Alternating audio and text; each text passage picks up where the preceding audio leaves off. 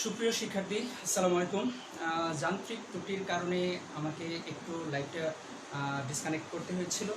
যাই হোক, এবার তোমরা আমাকে একটু এনশিওর করো যে সাউন্ডটা ঠিকঠাক মতো আছে কিনা আর আমার বোর্ডটা ক্লিয়ার কিনা। প্লিজ দ্রুত আমাকে একটু কমেন্টসের মাধ্যমে জানাও সাউন্ড আছে কিনা।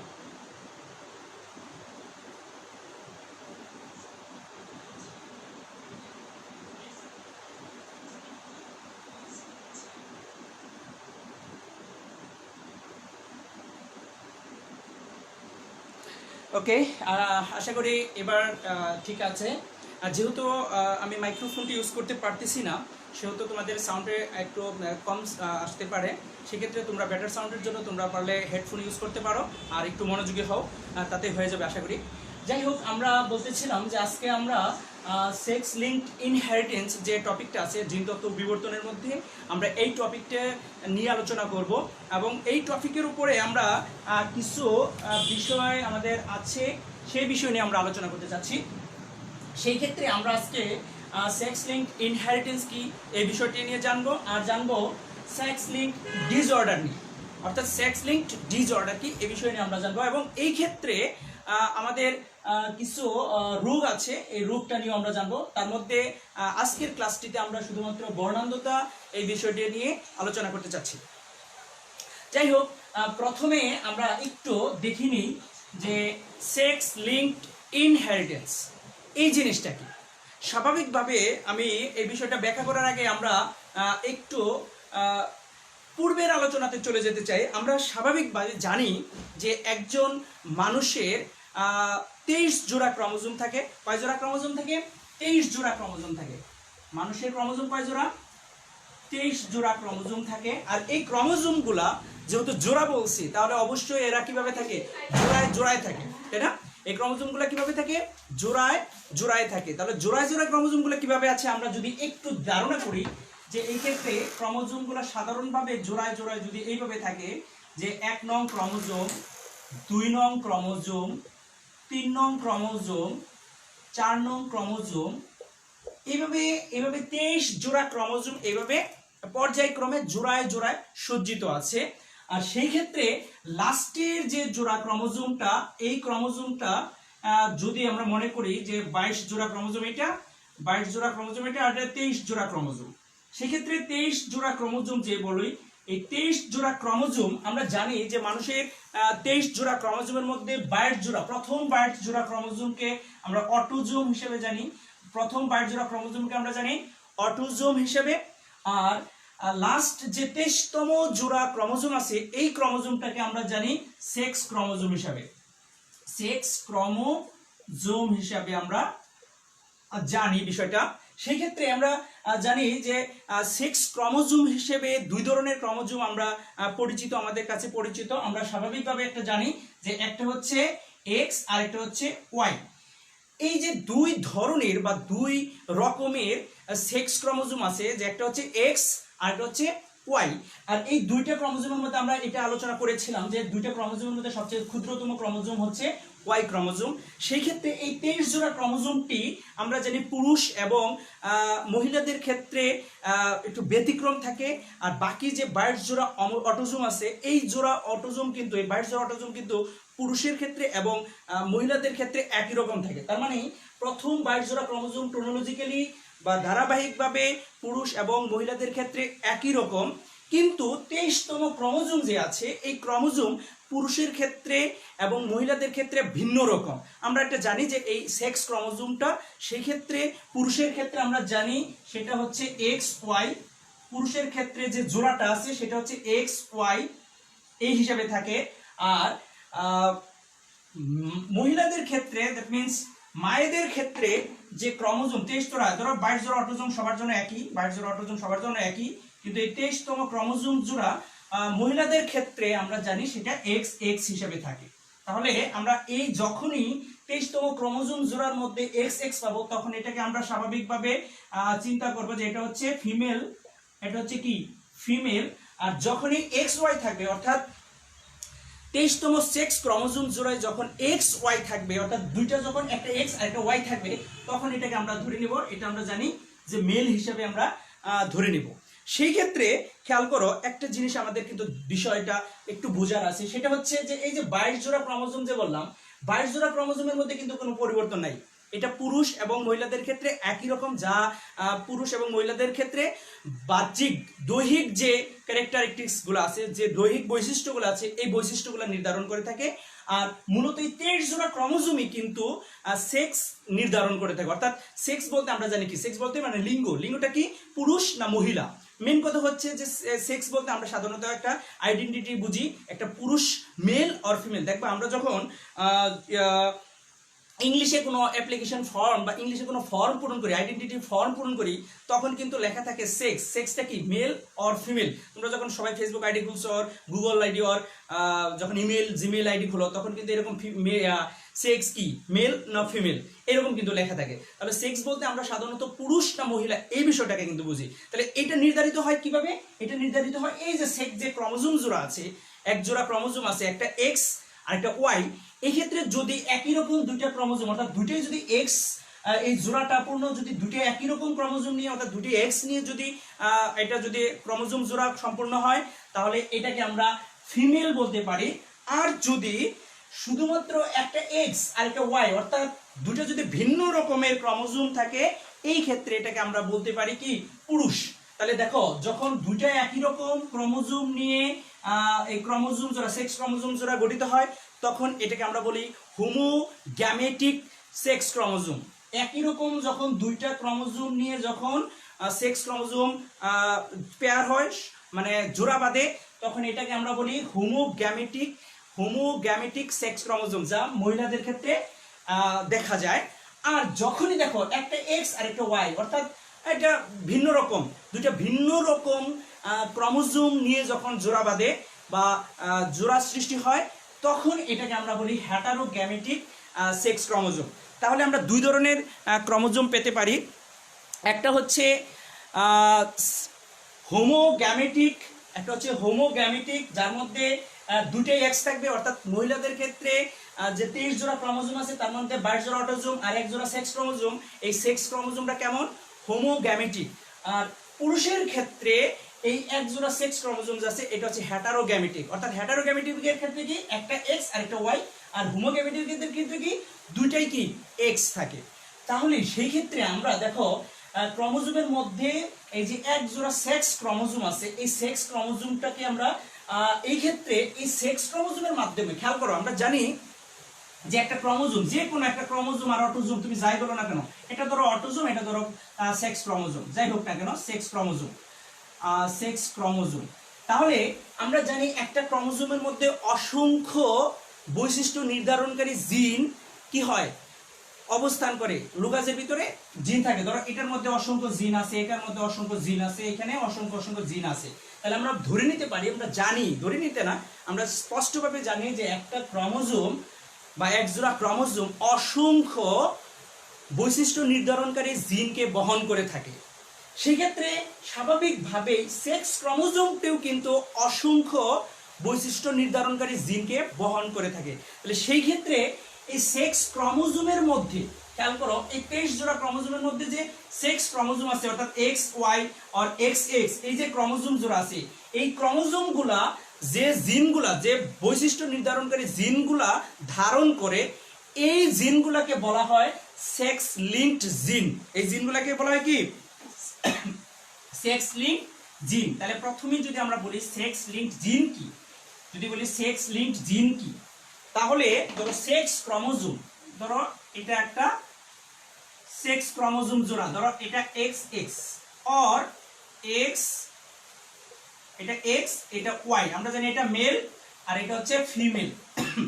তাহলে সেই ক্ষেত্রে এই যে ক্রোমোজোম জোড়া বা ক্রোমোজোমগুলা বৈশিষ্ট্য নির্ধারণকারী যে জিনগুলা, অর্থাৎ সেক্স ক্রোমোজোমের মধ্যে যে জিনগুলা অবস্থান করে বা যে জিনগুলা ধারণ করে, এই জিনগুলাকে বলা হয় কি সেক্স লিঙ্কড জিন।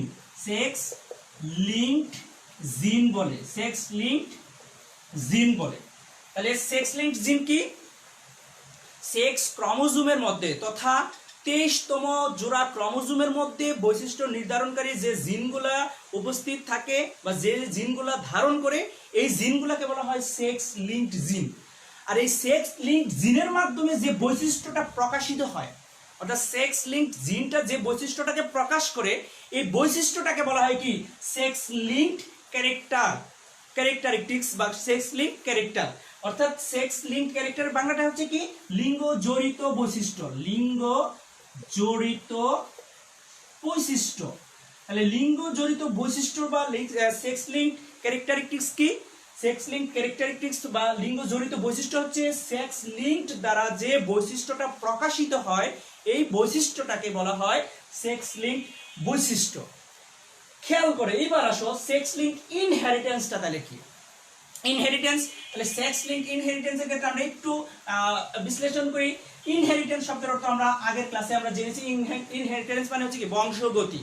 অর্থাৎ স্বাভাবিকভাবে এটা সুন্দর সংজ্ঞা দিতে পারি, যে সংজ্ঞাটি হচ্ছে যে সেক্স লিঙ্কড জিন দ্বারা, সেক্স লিঙ্কড জিনের মাধ্যমে যে বৈশিষ্ট্যটি বংশ পরম্পরায় স্থানান্তরিত হয়, অর্থাৎ সেক্স লিঙ্ক দ্বারা যে বৈশিষ্ট্যগুলা বংশ পরম্পরায় স্থানান্তরিত অর্থাৎ পরবর্তী বংশধরে স্থানান্তরিত হয়, এই ঘটনাকে বা এই প্রক্রিয়াকে বলা হয় সেক্স লিঙ্ক ইনহেরিটেন্স। সরাসরি আমরা যদি সংজ্ঞায়িত করি যে সেক্স লিঙ্ক জিন দ্বারা বৈশিষ্ট্য থেকে বৈশিষ্ট্যগুলা বংশ পরম্পরায় স্থানান্তরিত হওয়াকে বলা হয় কি সেক্স লিঙ্ক ইনহেরিটেন্স। আশা করি ব্যাপারটা বুঝতে পারছো। তোমরা সংজ্ঞাটা ঠিকঠাক মতো বুঝতে পারছো কিনা বা তোমরা ক্লাসটা ঠিকঠাক মতো শুনতে পাচ্ছ কিনা আমাকে অবশ্যই কমেন্টস বক্সে জানাও। একটু কষ্ট করতে হবে যে ভয়েসটা ঠিকঠাক মতো তুমি ক্লিয়ারলি শুনতে পাচ্ছ কিনা আমাকে প্লিজ একটু কমেন্টসে জানাও।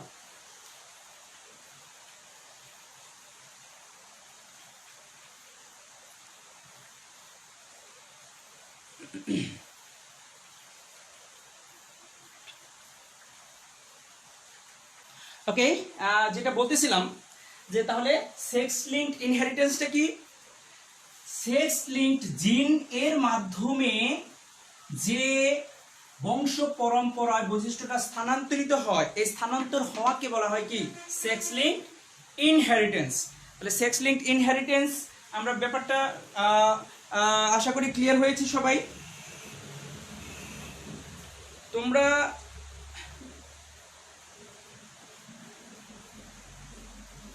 কমেন্টসের মাধ্যমে আমাকে একটু এনশিওর করো তোমরা ঠিকঠাক মতো আমার ক্লাসটা শুনতে পাচ্ছ কিনা,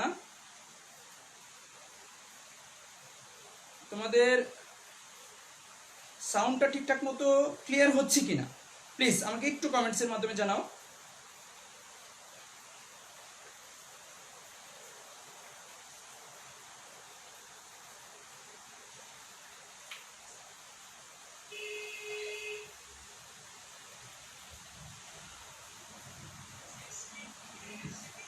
ওকে, ঠিক আছে, তোমরা শুনতে পাচ্ছ।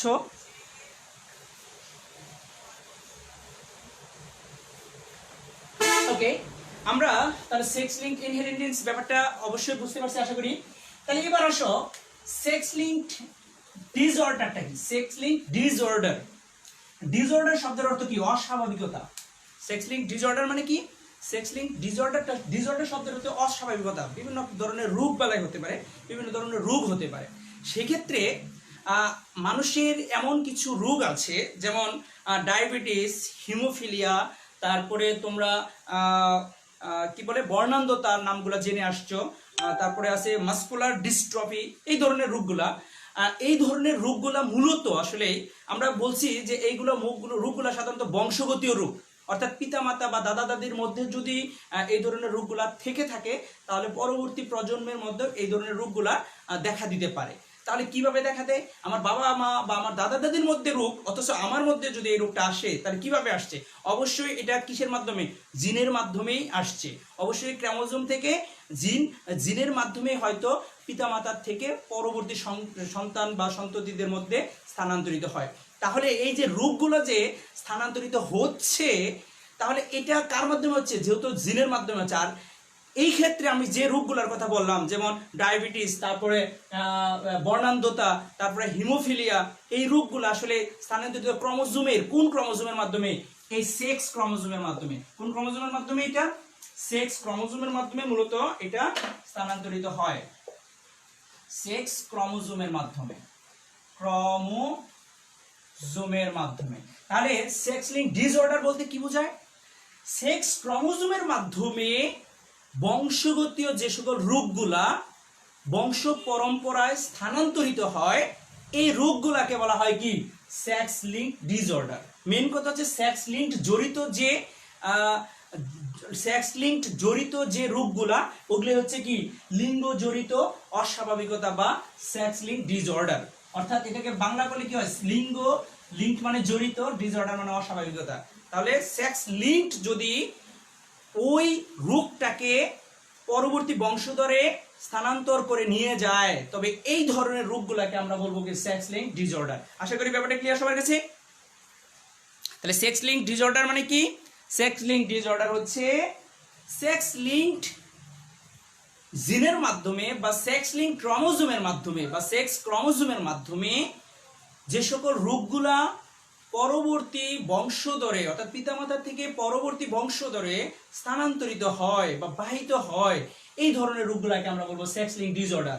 আর এরকম তোমাকে যদি বলা হয় 2টি বা 4টি সেক্স লিঙ্ক ডিসঅর্ডারের নাম বলো তো, তাহলে আমরা স্বাভাবিকভাবে কমেন্টসে লিখো তো 4টি সেক্স লিঙ্ক ডিসঅর্ডারের নাম লিখো তো, দ্রুত লিখবে। 4টি আমি অলরেডি বলছি, 2-একটা 4টি সেক্স লিঙ্ক ডিসঅর্ডারের নাম তোমরা প্লিজ কমেন্টস বক্সে দ্রুত লিখবা।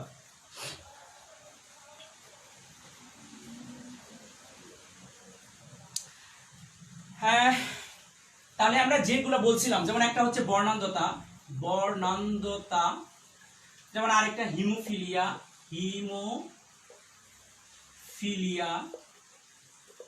আরেকটা ডায়াবেটিসের কথা বলতে পারি, ডায়াবেটিসের কথা বলতে পারি, আরেকটা মাসকুলার ডিস্ট্রফির কথা বলতে পারি, মাসকুলার ডিস্ট্রফি।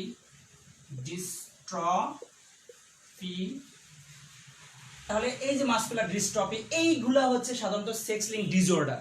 তাছাড়া আরো কিছু পরিচিত সেক্স লিঙ্ক ডিসঅর্ডার আছে, যেমন মাথায় টাক হওয়া, এটাও একটা সেক্স লিঙ্ক ডিসঅর্ডার।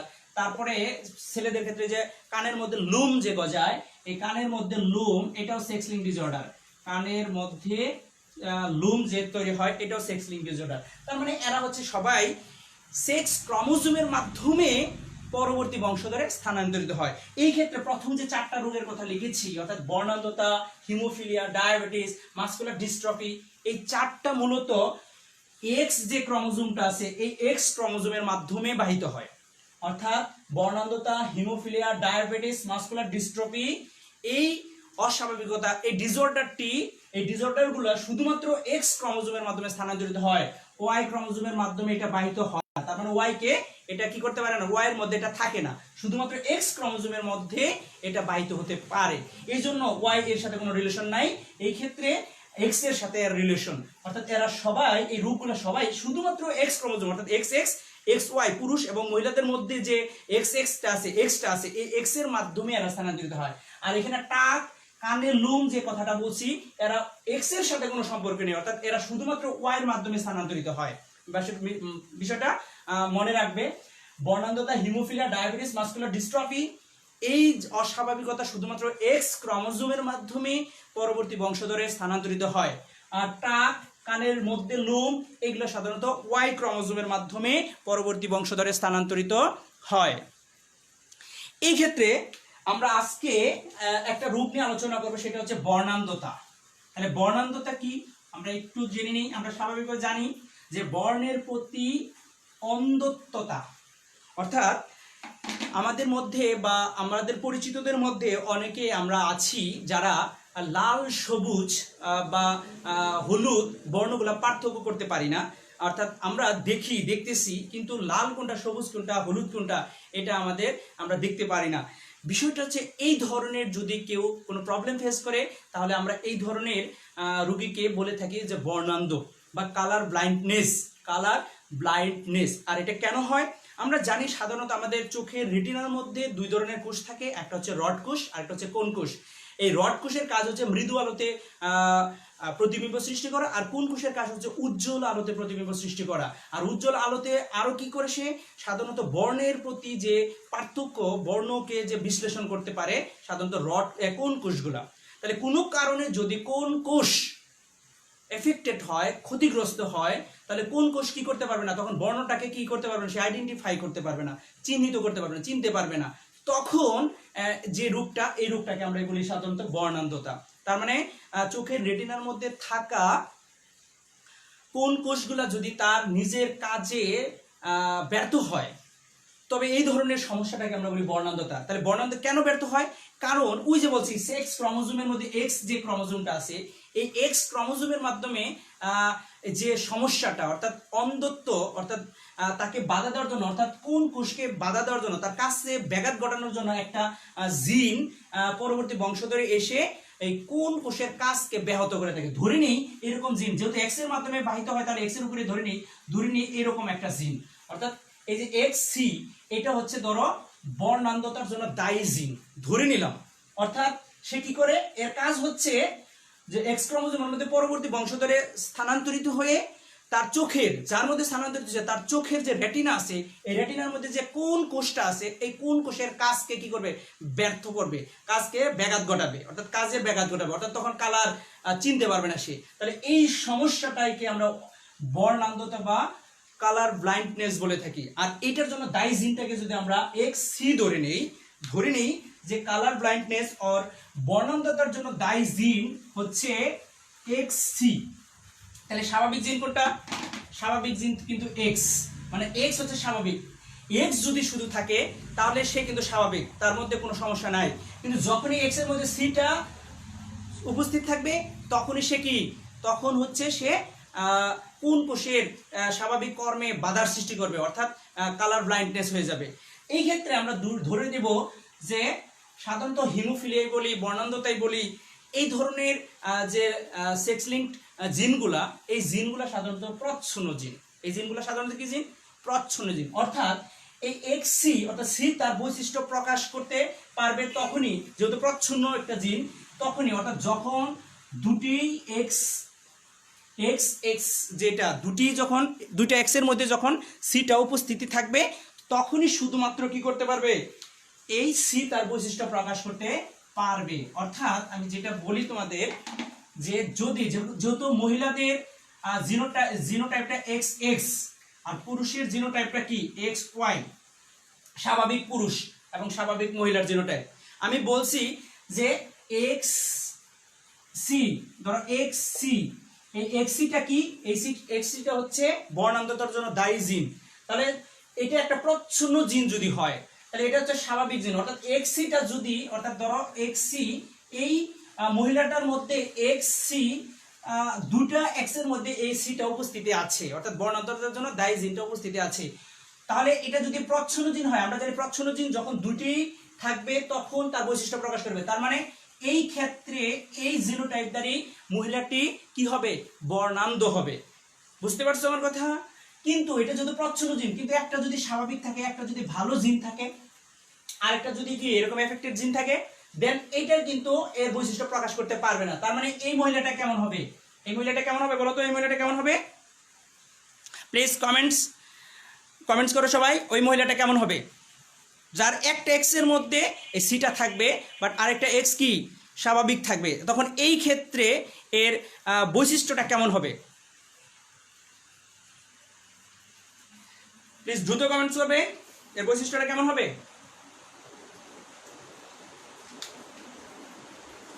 একটু দেখে নিতে চাই তোমরা কে কমেন্টস করতেছো।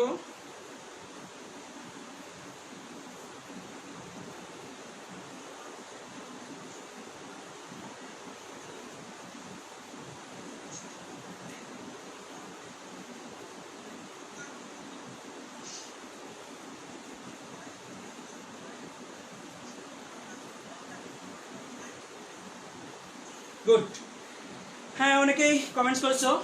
এই ক্ষেত্রে আমি কিন্তু তোমাদের বলেছি যে বর্ণান্ধতার জন্য দায়ী জিনটি একটি কি জিন, প্রচ্ছন্ন জিন। তাহলে একটা এক্স যদি স্বাভাবিক থাকে আর একটা এক্স যদি আক্রান্ত থাকে, তাহলে এই ক্ষেত্রে কিন্তু আক্রান্ত জিনটি কি করতে পারবে না, তার বৈশিষ্ট্য প্রকাশ করতে পারবে না। তার মানে এটা কি হবে না, তার মানে এটা বর্ণান্ধ হবে না, কারণ এই ক্ষেত্রে স্বাভাবিক জিনটি এই ক্ষেত্রে প্রকট আর আক্রান্ত জিনটি এই ক্ষেত্রে প্রচ্ছন্ন। তাহলে এই ক্ষেত্রে এই ব্যক্তিটি কেমন হবে, স্বাভাবিক হবে। এই ব্যক্তিটি কেমন হবে, স্বাভাবিক হবে। তার কারণ কি? কারণ এটা একটা প্রচ্ছন্ন জিন। বর্ণান্ধতার জন্য দায়ী জিনটা কি জিন? একটা প্রচ্ছন্ন জিন। তাহলে যেহেতু একটা থাকলে, আমরা জানি প্রচ্ছন্ন বৈশিষ্ট্য কখনো হেটেরোজাইগাস অবস্থায়, অর্থাৎ একটা থাকবে আর একটা যদি প্রপার জিন সাথে থাকে তাকে বাজিয়ে দেওয়ার মতো, তাহলে এইটা বৈশিষ্ট্য প্রকাশ করতে পারবে না। তাহলে এই ক্ষেত্রে এই ব্যক্তিটি কেমন হবে? স্বাভাবিক হবে। বুঝতে পারছো? আর এটা তখনই শুধুমাত্র প্রকাশ পাবে যখন দুটার মধ্যে, দুটো এক্স এর মধ্যে কি থাকবে? এই প্রচ্ছন্ন জিনটা থাকবে, অর্থাৎ বর্ণান্ধতার জন্য দায়ী জিনটা থাকবে।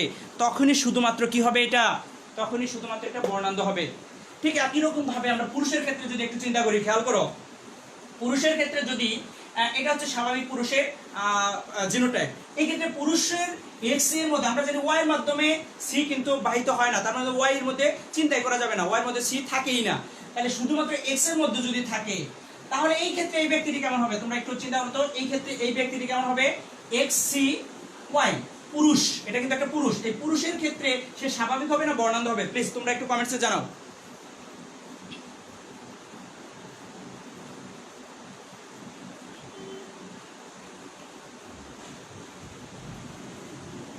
প্লিজ দ্রুত কমেন্ট করো। এই ক্ষেত্রে এই পুরুষের বৈশিষ্ট্যটা কেমন হবে? সে কি বর্ণান্ধ হবে না স্বাভাবিক হবে? প্লিজ কমেন্টস করো, তোমরা দ্রুত কমেন্টস করবে।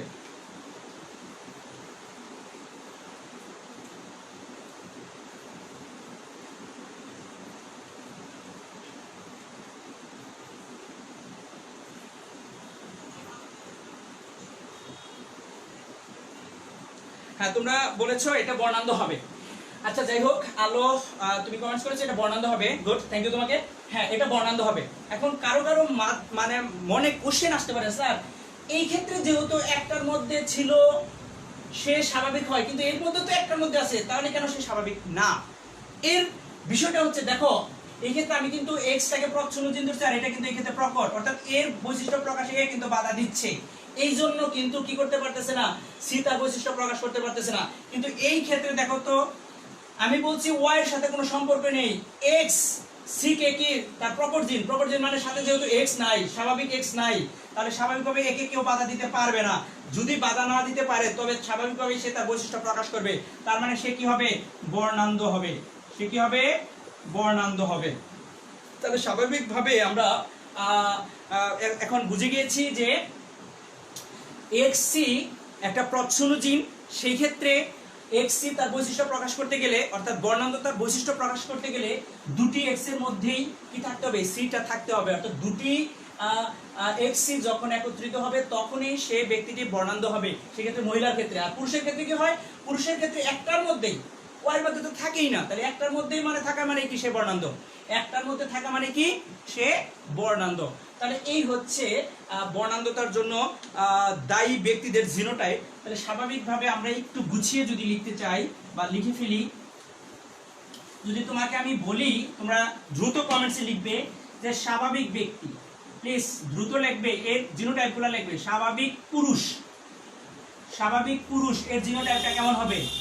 বর্ণান্ধ পুরুষ, বর্ণান্ধ পুরুষ এর জিনোটাইপটা কেমন হবে? দ্রুত লিখবা। স্বাভাবিক মহিলা, স্বাভাবিক মহিলা এর জিনোটাইপটা কেমন হবে? প্লিজ দ্রুত লেখো। বর্ণান্ধ, বর্ণান্ধ মহিলা এর জিনোটাইপটা কেমন হবে? আরেকটা জিনোটাইপ আমি লিখে দিচ্ছি, যে আমরা একটু আগে লিখেছিলাম এক্স সি এক্স। এই ব্যক্তিটি, এই মহিলাটি যদিও স্বাভাবিক, বলেছিলাম যে এই মহিলাটি স্বাভাবিক, কিন্তু এর মধ্যে যেহেতু এক্সসি একটা আছে, তার মানে পরবর্তী বংশধরে এই এক্সসিটা পরবর্তী বংশধরে স্থানান্তরিত হওয়ার সুযোগ আছে। তার মানে সে কি পরবর্তী বংশধরে এই কালার ব্লাইন্ডনেসের যে জিনটা এটা বহন করতে পারে, সে বাহক হিসেবে কাজ করতে পারে। তাহলে এই ব্যক্তির, এই মহিলাটির জিনোটাইপ যদি এরকম হয়, তাহলে একে আমরা কি বলতে পারি? বাহক। কার বাহক? কালার ব্লাইন্ডনেস, বর্ণান্ধতার বাহক বলতে পারি। বাহক মহিলা, বর্ণান্ধতার জন্য বাহক মহিলা। অর্থাৎ বাহক মহিলার জিনোটাইপটা হবে এরকম, বাহক মহিলার জিনোটাইপটা হবে এরকম, কিন্তু সে স্বাভাবিক। কিন্তু সে কি? স্বাভাবিক। কিন্তু মহিলাটি স্বাভাবিক, কিন্তু সে বাহক। মহিলাটি কি? স্বাভাবিক, কিন্তু সে কালার ব্লাইন্ডনেসের বাহক। এই ক্ষেত্রে বর্ণান্ধ মহিলার জিনোটাইপ কি? তোমরা কি লিখেছো? বর্ণান্ধ মহিলার জিনোটাইপ তোমরা হ্যাঁ, জাহিন আব্দুল্লাহ লিখেছো, মোবারক লিখেছো, তারপরে জান্নাত সিয়া লিখেছো, নূরজাহান লিখেছো, মাসুমা খাতুন লিখেছো, তৃপ্তি লিখেছো। হ্যাঁ, তোমরা অনেকেই লিখেছো, তোমাদের অনেকেরই আনসার সঠিক হয়েছে। যাই হোক, আমি লিখে দিচ্ছি স্বাভাবিক পুরুষ যার মধ্যে বর্ণান্ধতার জিন নেই, তাহলে স্বাভাবিকভাবে সে কি এক্স ওয়াই। বর্ণান্ধ পুরুষ, আমি বলছিলাম বর্ণান্ধ পুরুষ হওয়া মানে কি, শুধুমাত্র এক্স এর মধ্যে থাকলেই সে বর্ণান্ধ পুরুষ, অর্থাৎ তার জিনোটাইপটা হবে এরকম, যেহেতু ওয়াই সে বহন করে না। স্বাভাবিক মহিলা, তাহলে স্বাভাবিক মহিলা কেমন এক্স এক্স, তার মানে বর্ণান্ধতার কোনো জিন নেই। তার মানে কি বর্ণান্ধ মহিলা, মহিলাদের ক্ষেত্রে বর্ণান্ধ তখনই হবে যেহেতু প্রচ্ছন্ন জিন, যখন দুটি এক্স এর মধ্যে বর্ণান্ধতার জিন থাকবে, অর্থাৎ এক্স সি এরকম যখন হবে তখন সে মহিলাটি বর্ণান্ধ হবে। আর বাহক মহিলা অর্থাৎ স্বাভাবিক কিন্তু সে বাহক, কার কালার ব্লাইন্ডনেসের বাহক, এই ক্ষেত্রে তার জিনোটাইপটা কি হবে এক্সি, আর এটা কি স্বাভাবিক এক্স। তাহলে এই হচ্ছে স্বাভাবিক এবং বাহক এবং বর্ণান্ধ ব্যক্তিদের জিনোটাইপ সাধারণত এরকম হতে পারে এই ক্ষেত্রে। এবার আমাদের ব্যাখ্যার জন্য আমাদের কোশ্চেন, পরীক্ষার মধ্যে কোশ্চেন আসতে পারে অনেক সময়, যে স্বাভাবিক পুরুষের সাথে ধরো এই পুরুষটার সাথে যদি বর্ণান্ধ মহিলা, ধরো এই মহিলাটার যে কোনোভাবে প্রশ্ন করতে পারে, বলতে পারে স্বাভাবিক পুরুষের সাথে বর্ণান্ধ মহিলা বিবাহ বন্ধনে আবদ্ধ হলে তাদের সন্তান সন্ততিদের মধ্যে বর্ণান্ধতা হওয়ার প্রবণতাটা কত পার্সেন্ট বা প্রবণতাটা কিরকম, তোমার ব্যাখ্যা উপস্থাপন করো। যদি এইভাবে কোশ্চেন হতে পারে, অথবা কোশ্চেন হতে পারে কি বর্ণান্ধ পুরুষের সাথে যে কোনো ভাবে আসতে পারে, বর্ণান্ধ পুরুষের সাথে যদি বর্ণান্ধ মহিলার বিবাহ বন্ধন আবদ্ধ হয় তাহলে তাদের সন্তান কেমন হবে। অথবা আসতে পারে স্বাভাবিক মহিলার সাথে যদি বর্ণান্ধ পুরুষের বিবাহ বন্ধন আবদ্ধ হয় তবে তাদের সন্তান কেমন হতে পারে। সো এইভাবে যে কোনো বিষয়টি নিয়ে তোমাদের কোশ্চেন করতে পারে। তোমরা স্বাভাবিক জিনোটাইপটা ঠিক রেখে তোমরা শুধু কি করবে, ওই যে ক্রস গোটাবে বা তার গ্যামিটগুলা নিয়ে ক্রস গোটাবে, তাহলে যেটা আসবে জিনোটাইপ যেটা আসবে তার অনুযায়ী ব্যাখ্যা দিবে। ঠিক আছে, তো আমরা একবার একটা উদাহরণ চলে যেতে পারি, যে স্বাভাবিক পুরুষের সাথে এটা বলে আমি বললাম বর্ণান্ধ পুরুষের সাথে যদি বর্ণান্ধ মহিলার বিবাহ বন্ধনে আবদ্ধ হয় তবে তাদের সন্তান কেমন হতে পারে। আমরা এটার একটু ব্যাখ্যায় চলে যেতে পারি।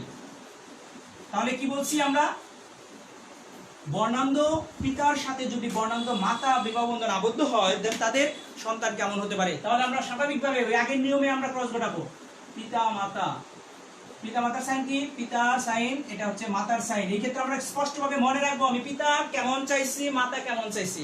পিতার ক্ষেত্রে যদি মাতার বৈশিষ্ট্যটা লিখে দেই, আবার মাতার ক্ষেত্রে যদি পিতার বৈশিষ্ট্য লিখে দেই তাহলে কিন্তু ভুল হয়ে যাবে। যেহেতু বর্ণান্ধ পিতা বলেছি তাহলে ফিনোটাইপটা কেমন, ফিনো মানে কি বৈশিষ্ট্য, বর্ণান্ধ পিতা, বর্ণান্ধ পিতা, পিতা কেমন বর্ণান্ধ, এর সাথে কেমন মাতা, বর্ণান্ধ মাতা, বর্ণান্ধ মাতা যদি বিবাহ বন্ধনে আবদ্ধ হয় তাহলে এদের জিনোটাইপটা কেমন, জিনোটাইপটা তোমরা লিখো তো। এদের জন্য বর্ণান্ধ পিতার জিনোটাইপটা কি, বর্ণান্ধ পিতার জিনোটাইপটা আমরা স্বাভাবিকভাবে জানি এক্সি ওয়াই, এর সাথে বর্ণান্ধ মাতা, বর্ণান্ধ মাতার জিনোটাইপটা কি এক্সি এক্সি, অর্থাৎ দুইটাই এই জিন বহন করে। তাহলে এরকম পিতামাতাদের মধ্যে যদি বিবাহ বন্ধন আবদ্ধ হয় তাহলে এরকম পিতামাতা যদি বিবাহ বন্ধনে আবদ্ধ হয়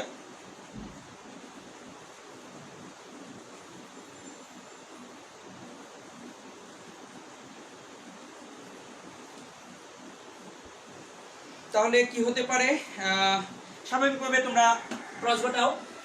এই পিতার থেকে যে গ্যামেটগুলো হবে কোন ধরনের গ্যামেট, আমরা জানি গ্যামেট কি 50% জিন নিয়ে আমরা একটা গ্যামেট, ক্রোমোজোম নিয়ে একটা গ্যামেট হয়। তাহলে এই ক্ষেত্রে গ্যামেটটা কেমন হতে পারে, এই ক্ষেত্রে এক্স এই নিয়ে একটা গ্যামেট হতে পারে, অর্থাৎ এর সাথে অটোজোম তো থাকবেই, এর সাথে ওয়াই নিয়ে একটা গ্যামেট হতে পারে। তার মানে এক্স সি এটা এক ধরনের গ্যামেট হতে পারে, এক্স ওয়াই শুধু ওয়াই নিয়ে এক ধরনের গ্যামেট হতে পারে। আর মায়ের দেহ ঠিক একই রকম ভাবে একই রকম দুই ধরনের গ্যামেট হতে পারে। দেখো এর বাইরে কোনো গ্যামেট হওয়ার কিন্তু সুযোগ নাই, তার মানে তার মধ্যে আছেই এক্স আর তার মধ্যে দুইটাই কি বহন করতেছে এক্সই, তার মানে তার যতটা গ্যামেট হবে তার দেহ থেকে যতগুলো গ্যামেট উৎপন্ন হবে সব গ্যামেটই কি বহন করবে, এই বর্ণান্ধতার জিনটা বহন করবে। তাহলে এরকম গ্যামেটের সাথে যদি এরকম গ্যামেটের মধ্যে নিষেক হয়, নিষেক যদি হয় তাহলে কি হতে পারে, ধরো পিতার এই গ্যামেটটার সম্ভাবনা আছে এর সাথে যুক্ত হওয়ার, পিতার এই গ্যামেটের সম্ভাবনা আছে এর সাথে যুক্ত হওয়ার। ঠিক একই রকম ভাবে পিতার ওয়াই গ্যামেটের সম্ভাবনা আছে এর সাথে যুক্ত হওয়ার, পিতার ওয়াই গ্যামেটের সম্ভাবনা আছে এর সাথে যুক্ত হওয়ার। তাহলে সেই ক্ষেত্রে আমরা এই দুইটা যদি ক্রস হয় তাহলে কি হতে পারে, এক্সি এক্সি হতে পারে। এর মধ্যে আর এর মধ্যে যদি হয় তাহলে এক্সি এক্সি হতে পারে। এই এর মধ্যে আর এর মধ্যে যদি হয় তাহলে কি হবে, এক্সি ওয়াই হবে। এর মধ্যে আর এর মধ্যে যদি হয় এক্সি ওয়াই হবে। খেয়াল করো এই ক্ষেত্রে কন্যাটি কেমন হবে, বর্ণান্ধ হবে। এই কন্যাটি কেমন হবে, বর্ণান্ধ হবে। এই পুত্র এক্স ওয়াই যেহেতু, পুত্রটি কেমন হবে, বর্ণান্ধ হবে। এই পুত্রটি কেমন হবে, বর্ণান্ধ হবে। তার মানে ধরে আমরা স্বাভাবিকভাবে এখানে দেখতে পাচ্ছি যে বর্ণান্ধ পিতা এবং বর্ণান্ধ মাতা, অর্থাৎ পিতা মাতা উভয়ই যদি বর্ণান্ধ হয় তাহলে তাদের সন্তান যতগুলো সন্তান হবে, যতগুলো সন্তান জন্ম লাভ করবে, ছেলে হোক আর মেয়ে হোক, তারা সবাই কি হবে, তারা সবাই বর্ণান্ধ হবে। তারা সবাই কি হবে, বর্ণান্ধ হবে। অর্থাৎ 100% সন্তান এই ক্ষেত্রে বর্ণান্ধ হয়ে জন্মগ্রহণ করবে।